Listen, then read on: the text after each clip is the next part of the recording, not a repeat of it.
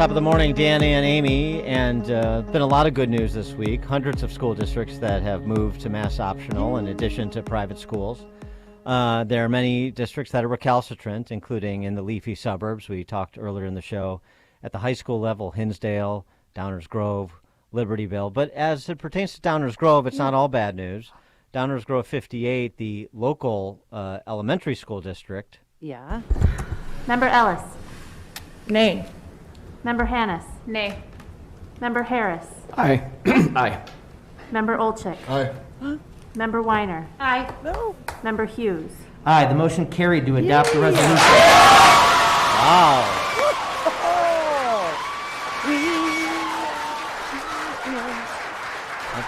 Oh my God, I'm going to cry. I think Downers Grove 58, the elementary schools went mask optional. I think there were more parents in attendance there than there were at the Glenbard West Sierra Canyon game at Wintrust Arena last weekend. Heyo. So that's good news in that's Downers Grove. Now they just have to get the high schools. Yeah, there's still much work to do. And that dovetails nicely because this Republican candidate for governor, Gary Rabine, has been attending some of these school board meetings as well as rallies to remove the masks from the faces of kids. He joins us now, businessman, Rabine Paving and other businesses, owner of Bull Valley Golf Club, where I'm still a member. We'll see if I am after this interview. Gary Rabine joins us now. Gary, thanks for joining us. Appreciate it. Hey, Dan, how are you? Amy, how are you? Good. Good. So you've been attending school board meetings. I heard through the grapevine that you were at that Algonquin District 300 school board meeting the other night. Were you there? I was there. Hey, by the way, I want you better stay a member. We rely on your purchase of balls. You lose a lot of balls. Exactly. That's true. That is true. Anyway, yeah. I was there. There. What a great turnout. It did, 250, 300 people there. No, it was a good turnout, but we talked about it in the show, the treatment of that woman who spoke about her son with a speech impediment and what this masking has done to her son. The treatment she received at the hands of the school board president, David Scarpino, was unconscionable.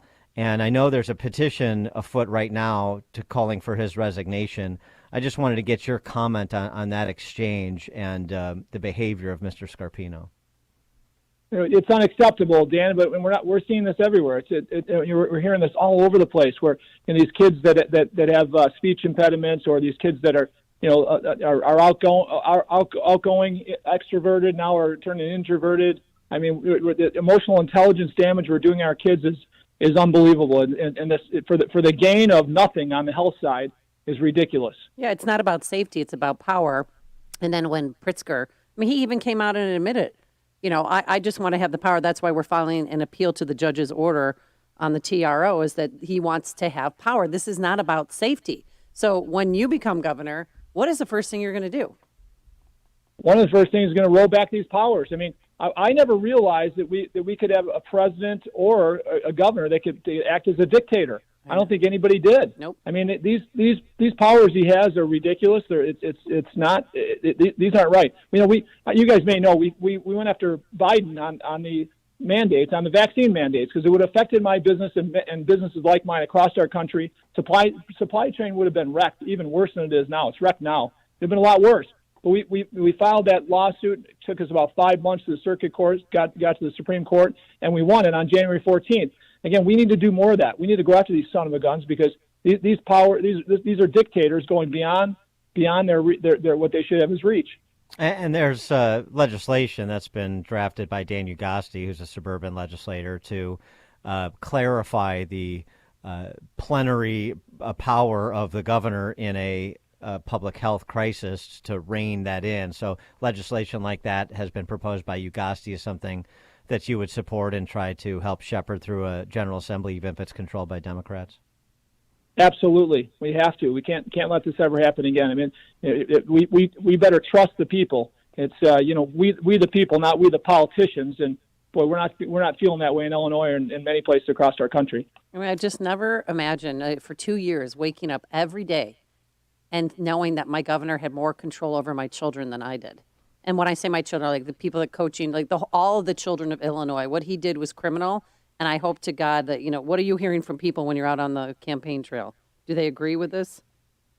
Oh my gosh! I mean, even those that I mean, okay. Here's where we're finding a lot of people that were center left on the political side are moving right because they're feeling what the lack of freedom that they never imagined they would feel in their lifetimes. Mm-hmm. That's good. And get them one person at a time. with respect to your businesses, I mean, just to make it clear to people that you operate professionally like you would operate politically. Did you impose a vax mandate on your employees? I didn't. I never would have. And if that law would have passed, I'd be out of business within a couple of years of the fines that they'd be slapping on me. So that's why we filed that lawsuit. And we would have never. I mean, think about this. Only 2 years ago, I would be sued and I would lose and I would deserve to lose if I told my employees they had to do anything against their own religious or health their own health beliefs, right? So I mean, to think that could go into place, that Biden could do that, was ridiculous. And as you may know, our mini-me Pritzker put that same exact law in place while that hearing was going on. There was a meeting at O'Hare Airport. The Tribune covered it, and Pritzker built his own law exactly like his boss. All right, Biden, Dr. Evil. Okay, and they ended up he wrote the same exact law under our Labor Department. He pulled that off. Shortly after we won that lawsuit on the 14th, like a day or two later, he pulled that off. But he was ready to enforce that same exact law in Illinois. As the federal government, as Biden was, right? So Illinois is seeing an exodus not seen since the Israelites fled Egypt, and that was pre-pandemic. It's only increased since the pandemic. So even if we get back to some approximation of where we were before the pandemic, it's still not a good place in Illinois.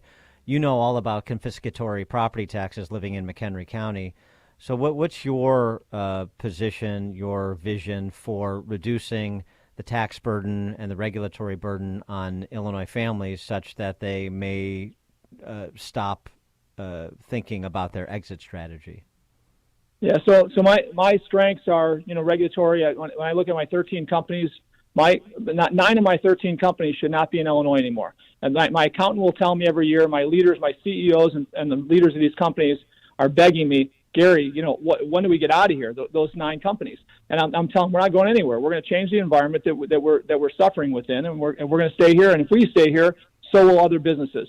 And that's seriously my goal in running for governor and being the governor. Now, next when we look at property taxes, Dan and Amy, as you guys know, I don't think we're second highest anymore, but I think we're first when I look at the data I'm seeing. But in my house, I'm 4% of my value, which takes the value of my home and those around our neighborhoods in McHenry County down to anywhere from 25% of the building cost to maybe 50, 60% of the building cost of that home. Okay, there's no other place in the country like that. And I've got somebody that's on your show often. Steve Moore is on my team, and Art Laffer on my team. 2 people that have been around the block in the country to be part of great economic minds that change big governments like Illinois.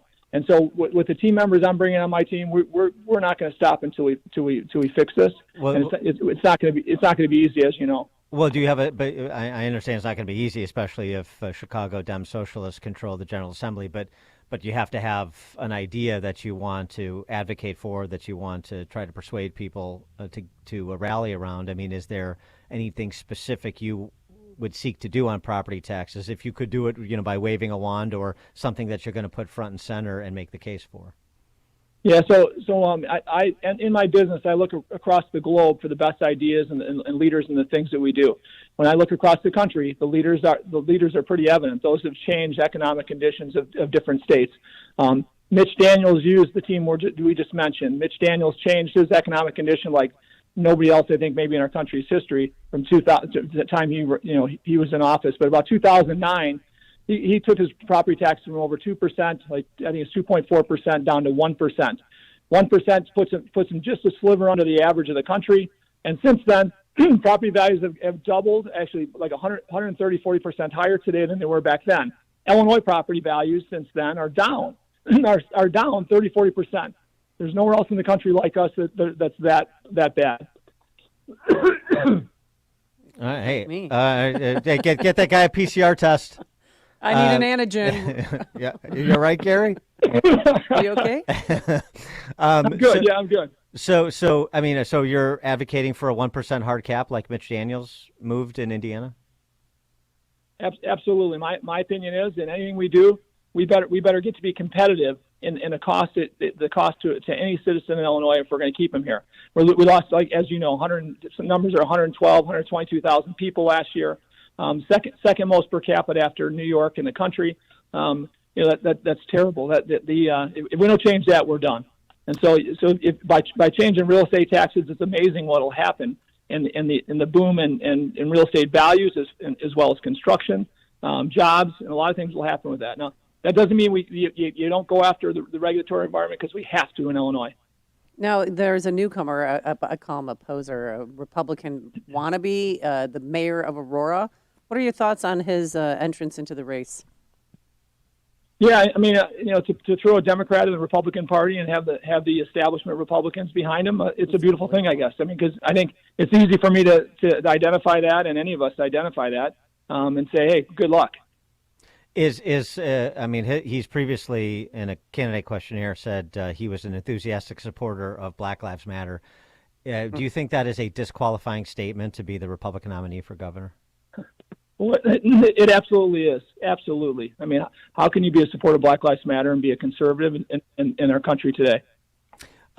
So on the topic, and sort of parallel on that topic is this issue of crime. You've had a number of candidates come out, candidates for governor, and talk about what they would do on crime, particularly as it relates to the city of Chicago, but it's not limited to the city of Chicago. And also the governor's role in local law enforcement is limited. Not. There's things that can be done, though. And so what's your perspective on what the governor can do in conjunction with local officials to improve public safety in places like Chicago and elsewhere? So, leadership is leadership. And as I've got to know the best leaders, the best governors in the country, they've had to be part of change when it comes to major issues and violence in their cities. I believe there's a few things. Number one, we're not holding criminals accountable in any way at all. We've got a Soros-backed state's attorney that's just ruining our city.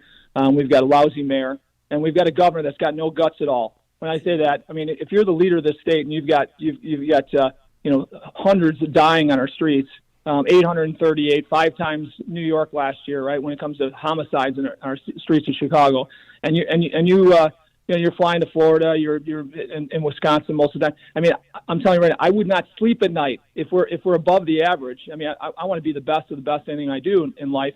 But if we're about 650, it comes about 650 murders last year, above the average of an average city in the country. About 650 murders above average, and New York is about that average. They're no safe haven, but we're 5 times more than them. Okay, we need more cops on the streets. We need people to respect the law, and we need to hold criminals accountable like we don't now. And a great governor can definitely accomplish that.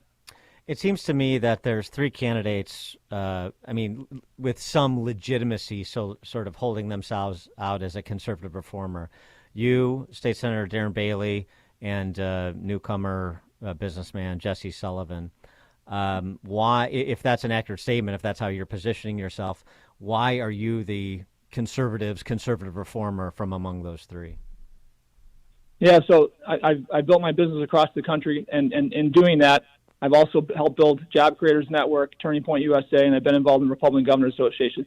These organizations and my national growth has given me a vision that these other people don't have. I've got not just the vision, but I've got access to the strongest network when it comes to economics, policing, education. I'm very blessed with a crazy opportunity to use my relationships from across the country that have solved these problems before. And I also have a keen eye on why we're so bad when it comes to doing business in other states. We do business in all 50 states. And when I look at the regulatory environment in Illinois, 15 years ago we were average and we were the best state in the middle of the country. Today we are the worst in the amount of regulation that smothers small businesses. And until we fix that, we're going to continue to lose 50, 60,000 jobs a year. My opponents don't have that vision, in my opinion, and God bless them. I'm sure they'd like it, but I guarantee you they don't have the experience I've had. Now, as a successful businessman, I assume that you are an acolyte of the notion that personnel is policy. The personnel around you as a business leader or as a political leader matters, correct? Absolutely. Absolutely. So explain to us the selections of Pat Brady, the former Illinois GOP chairman, who's become a lobbyist mainly for leftist causes, and a complete antagonist. He was the Ronner's lead liar about Jeannie Ives in 2018. And Jim Dodge, who's been an antagonist to Keith Pekow, the mayor of Orland Park, who's running for Congress. Those choices seem to be, for personnel around you, frankly, are a bit concerning and seem to be at odds with who you are. Yeah, I appreciate that question. In my businesses, I surround myself with people who think different than I do, to challenge me. Now, they don't always change me, but they challenge me and they give me an understanding how other people think. Those people and a few, I think amongst my team, I've got a really good mix of people that think, totally different than I do, and their strengths are different than I have. So I want people that understand or been around Illinois politics, not necessarily whether they're the strongest conservatives or they're center or not. Has something. I care, but I also want talent around me that thinks different than me, and I think those two people are an example of that. They've been around Illinois politics a long time, a lot longer than me. They can tell me how it works a lot better than I knew prior. So I'm learning a lot from those people. And again, I've got people on my team and my businesses that are far left of me that think totally different than me. As long as their goal is to serve my customers better than anybody else in the world, that's the key. And I believe those two people are going to help me make sure I understand how to serve the state better than anybody else. All right. Well, I think they'll definitely help you understand what not to do. So I guess that there's value in that. He is Gary Rabine. He's a Republican candidate for governor. The website, rabineforgovernor.com, Rabine for Governor, R-A-B-I-N-E, rabineforgovernor.com, if you want more information on his candidacy. Gary, thanks for joining us. Appreciate it. Hey, buy a couple dozen balls, all right? And a new bag and some clubs. Yes, you got a it. hole in one there, Dan. I did have my only hole in one at Bull Valley. That's yes. right. Yeah. You better love that place. I do love it. He does. I do love it. He's still smiling from it, Gary. Thanks, Gary. Thanks, Gary. Nice talking to you guys. Thanks. All right, God bless. And he joined us on our turnkey.pro answer line. It's like a hot, steaming cup of information.